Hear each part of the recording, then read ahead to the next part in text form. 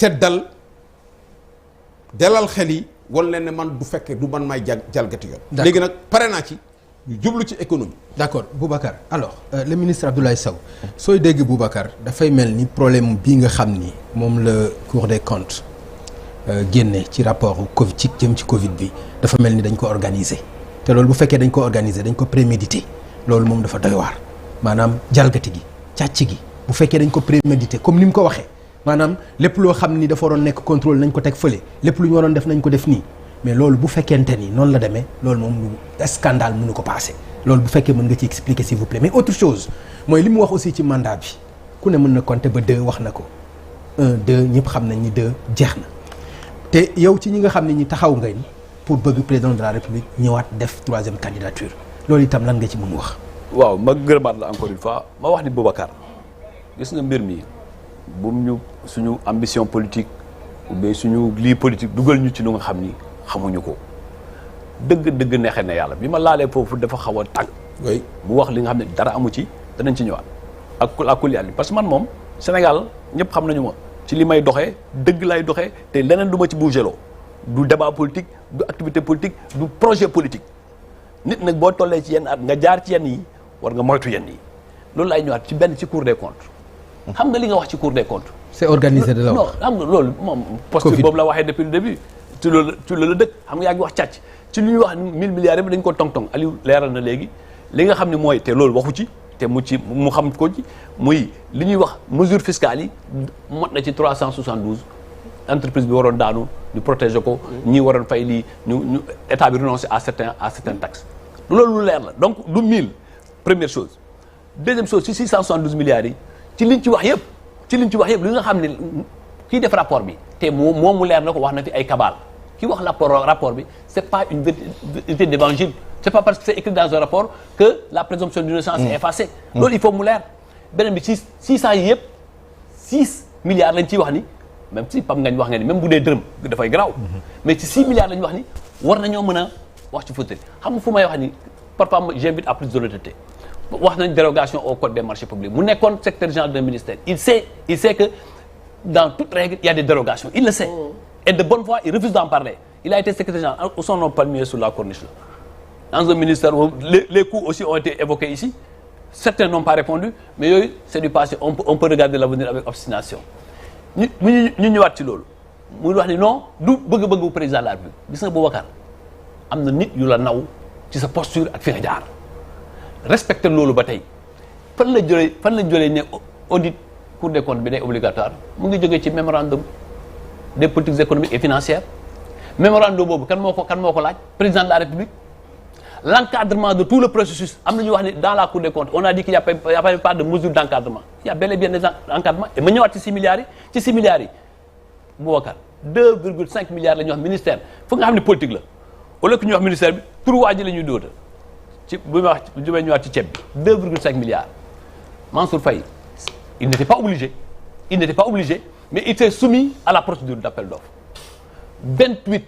28 soumissionnaires se sont mis sur le marché ñii proposé 300 et quelques mille ñii proposé 275 000 le mieux disant dañ koy jël Cour des comptes lan la wax dafa ne il y a am na jumtukaay moo xam ne 2014 prix boobu la ñu waroon jël ñëpp xam nañ ni prix wu 2013 nekkatul prix wu 2021 loolu du ci wax il ne se félicite pas que le ministère de Mansour Faye au moins s'était soumis malgré qu'il n'y avait aucune obligation à la procédure. Même s'il y a eu des problèmes ci passation de marché dans le rapport de l'ARMP. transaction d'accord ni président di wax war na doy mën a sëkk président malgré tout ça mu ne képp kuñ ci tudd na nga dem wuyu ji muy soit chambre de discipline budgétaire ou bien Cour des comptes xam nga sànq Aliou relevé na benn phrase bu nga xam ne anodine Fofana a voulu dénoncer certains détails parce que askan wi la ñuy waxal boo waxee que xaalis ministère retiré nañ ko ci cabine gab lu dëgg te ñu xam urgence bi Boubacar mën na justifier urgence bi masque yi boo ko bëggoon jënd ñun ñaa ngi soxla masque écoles yi étudiants yi les marchés les artisans boo doon suivre la procédure la maladie va nous attendre jusqu'à ce qu'on termine la procédure. waaye nag paiement par chèque amul procédure buy tardé. mais déglu ma ministre bi gannaaw moom moo yore chéquier bi. bu bindee chèque ni damay fay telle entreprise bu demee banque ñu fay ko gannaaw xaalis baa ngi foofu. qu'est-ce qui justifie que nit di dem. di retirer tous les 2-3 jours 50 millions 100 millions. xam nga débat dafa war a nekk est-ce que xaalis bi génn àgg na fi mu war a àgg est-ce que am na détournement cour bi waxul détournement bi dafa ne waaw loolu war nañoo mën a def ñu au moins ñu fay leen par chèque en espèce cour bi démontré ko mais dama ne est-ce que le détournement dans tout ça li ñu màbb Sénégalais yi mooy woy dañoo sàcc. mais ani transparence dans tout ça. wax na ko sànq. mais ani transparence dans tout ça. da nga ni ani détournement. boo mais ani transparence. maanaam ci pièce justificative. ay pièces. pour ce qui concerne le ministère de l'Industrie. waaw toutes les justifications sont tenues. la Cour des comptes n'a pas remis en cause les justifications. processus bi la doon il n'a pas remis en cause. oui parce que liggéey Cour des comptes c'était ça c'était vérifier conformité les dépenses. ak gestion fonds bi par rapport ak les règles les procédures déjà. ak les règles les principes généraux de bonne gestion.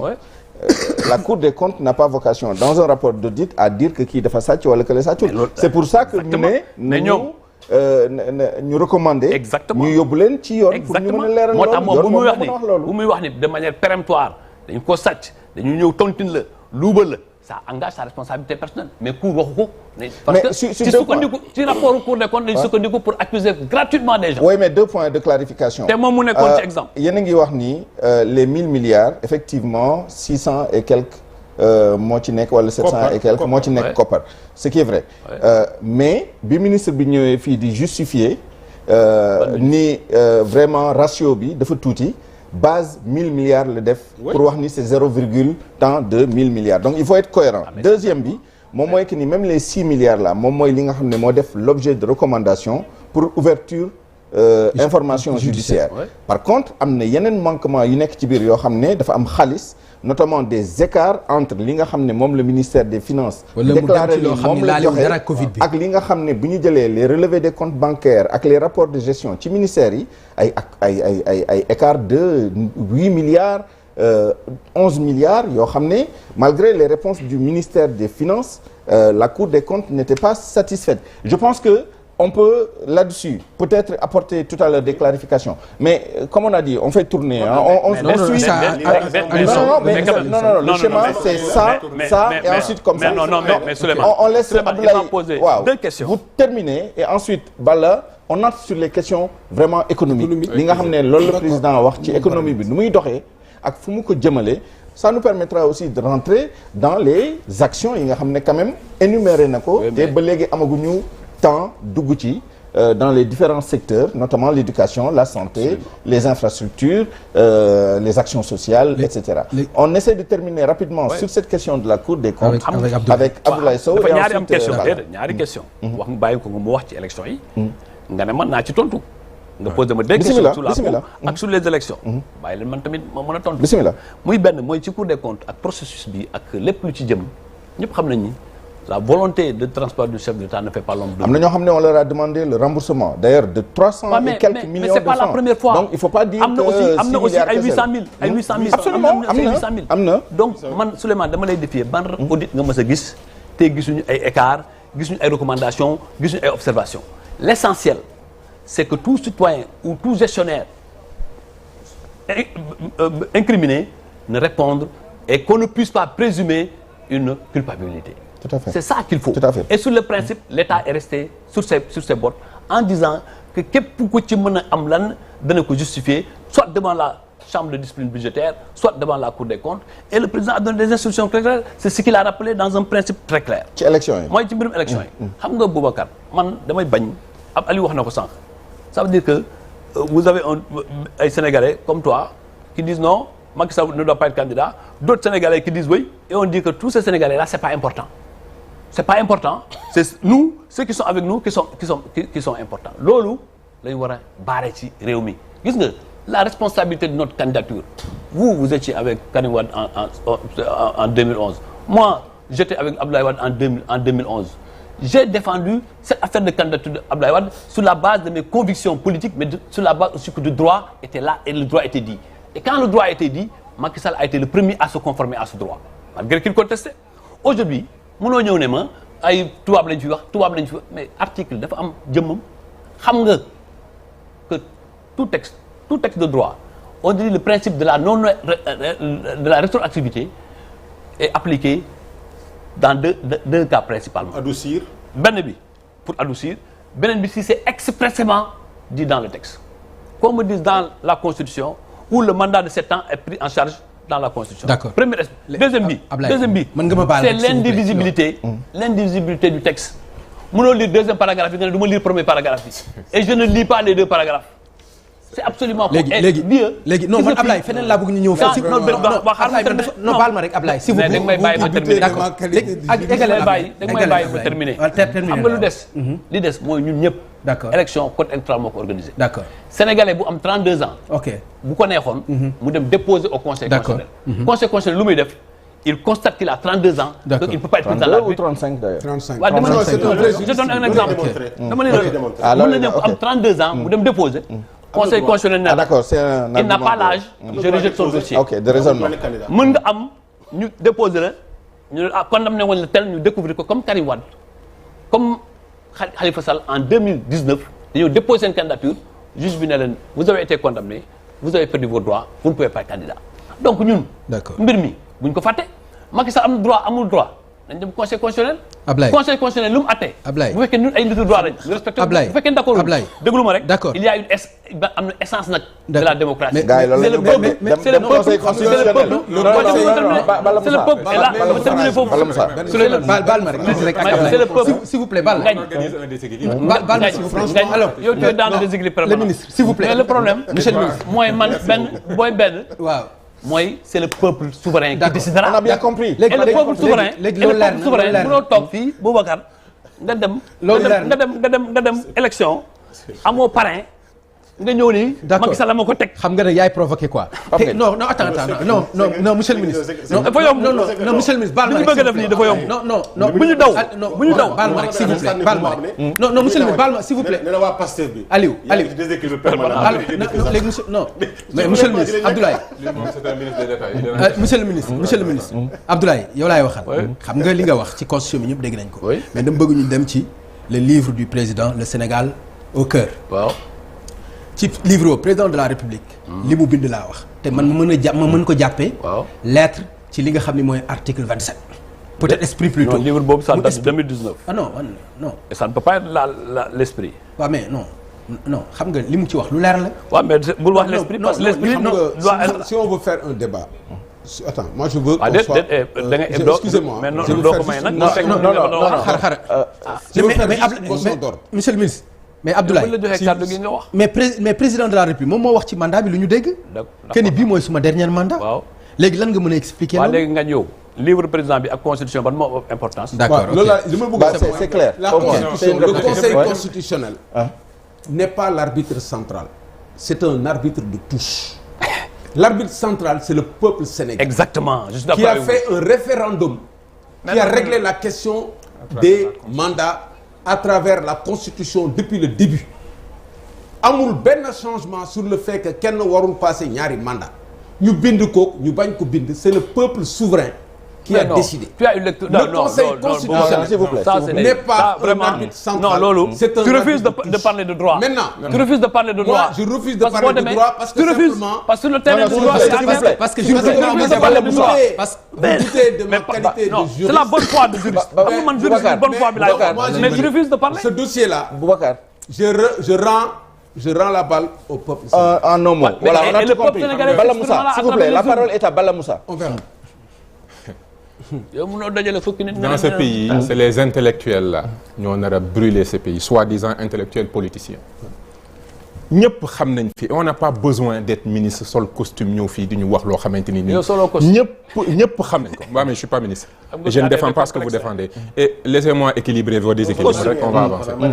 Ce que je dis Ce que je dis, les femmes portent des manières et je les respecte. J'ai aucun problème avec les marinières. Poursuivez. Xam nga sa digression, cette technique de digression bi, ça ne marche pas sur moi. S'il vous plaît. Juste détendez-vous. Non. Marinière, moi, les femmes portent des marinières, je n'ai aucun problème avec ça. Donc, moi, ce que je dis, moi, li ma bëgg, non, fi may ñëw xam nga ko, à chaque fois que j'essaie de pointer du doigt, Aliou Sow, s'il vous plaît. Laissez-le poursuivre. Xam nga li ma bëgg wax non, parce que vous parlez de la marinière des dames, les dames portent des marinières. L'incident est clos. Bala Moussa, poursuivez. Non, c'est des spécialistes des incidents organisés. Li ma bëgg a wax mooy intellectuel malhonnête yi ne ci réew mi. Aliou Sow, on va laisser intellectuel Bala Moussa malhonnête yi ne ci réew mi. ñëpp xam nañ fii ne Abdoulaye Wade bi muy ñëw dafa fekk ci constitution bu nga xam ne limité wul mandat loolu la fi fekk constitution bu limité wul ay mandat Abdoulaye Wade voté limitation mandat bi.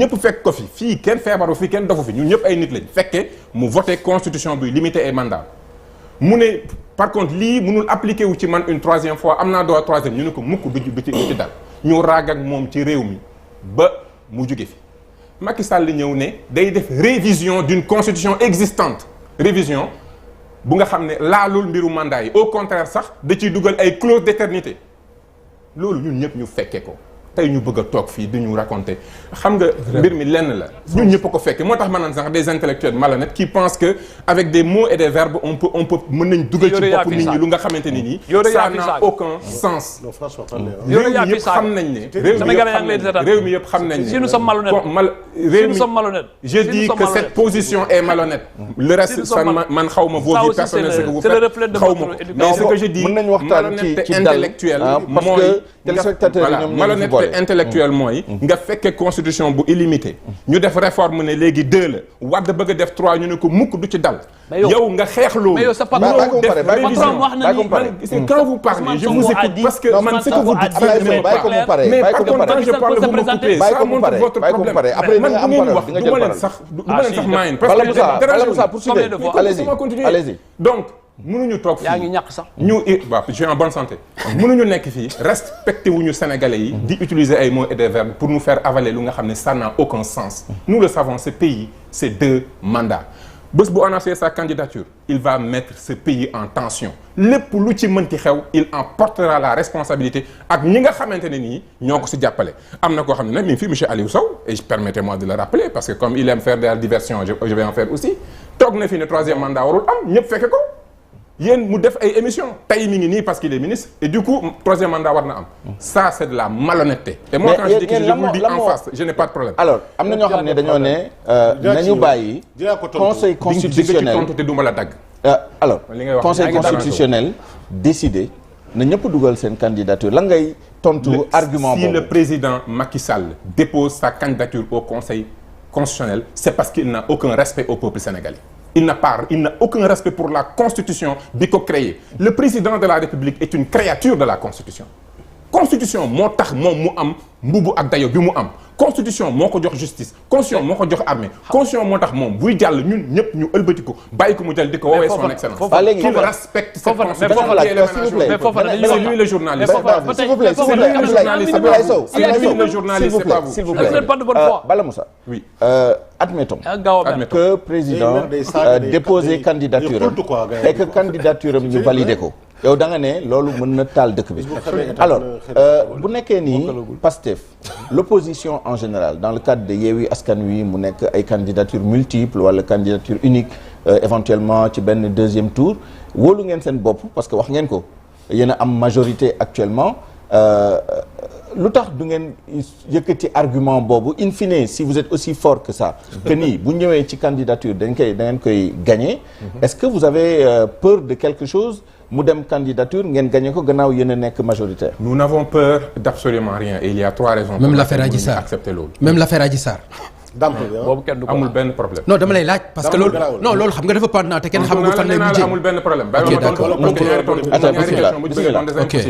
j'avais dit qu'il y a 3 raisons qui font que yëngaluñu benn bi mooy